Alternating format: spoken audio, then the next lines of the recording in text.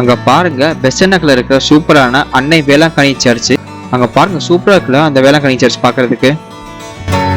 அங்க பாருங்க இப்போ வந்து சர்ச்சு நான் காட்டுறேன் உங்களுக்கு. சூப்பரா தெரியுதா? ஸோ சென்டர்ல சர்ச்சில் நிற்கிறேன். சுற்றி சூப்பரா இருக்கு, சம கூட்டமா இருக்கு வீக்கெண்டுனால. பாருங்க அன்னை வேளாங்கண்ணி நான் கிட்ட காட்டுறேன் பாருங்க.